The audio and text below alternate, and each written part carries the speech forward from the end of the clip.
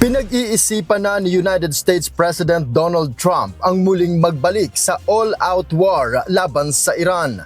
Ayon sa ulat, nakipagpulong umano ang US leader kina Pentagon Chief at US Secretary of War Pete Hegseth at sa chairman ng Joint Chief of Staff na si General Dan Kane upang konsultahin ang mga ito kung kailangan na bang abandonahin ang negosasyon sa Iran at ituloy na lang ang pag-atake. Gayunman, batay umano sa resulta ng konsultasyon, pinili ni Trump na ituloy muna ang pakikipagdiplomasya sa ngayon. Hintayin na lang muna aniya na matapos ang August 18 na siyang deadline ng 60-day period na technical negotiations para sa pinal na kasunduan sa pagitan ng dalawang bansa.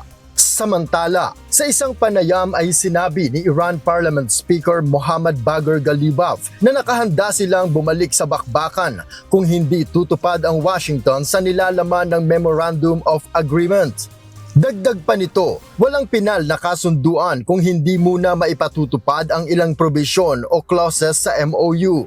Ang Clause 1 o ang ganap na pagtigil ng pag-atake sa lahat ng mga kaalyado lalo na sa Lebanon. Clause 4 o ang ganap na pag-aalis ng US blockade.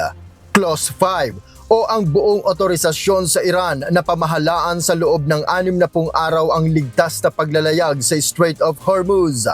Clause 10 o ang pagbawi sa lahat ng sanctions sa Iran, crude oil at ang Clause 11 o ang pagsasauli sa mga frozen assets ng Iran. Batay sa nilagdaang kasunduan, epektibo ang pagpapatupad ng mga nasabing probisyon noong araw mismo na nilagdaan ito noong June 18. Ayon kay Ghalibaf, nakasuporta sila at sumunod sa mga detalye ng kasunduan maging sa mga inaasahang pakikipagpulong.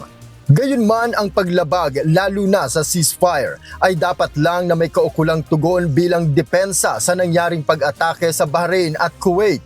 Sa kanyang pinakahuling pahayag, sinabi ni Iran President Masoud Pezeshkian na ang isang agreement o kasunduan ay kailangan ng mutual na unawaan ng magkabilang panig. Tutupad aniya sila kung tutupad rin ang Amerika. Binigyang diin ni Speaker Ghalibaf na nakasubaybay sila sa araw at gabi sa sitwasyon sa Lebanon upang matiyak lang na hindi sila lalabag sa MOU. Ngunit kung hindi aniya handa ang Amerika na sumunod sa napagkasunduan, handa sila na muling makipaglaban. Noel Polyarco, UNTV News and Rescue. Diyos ang aming sandigan, serbisyo publiko ang aming pinahahalagahan.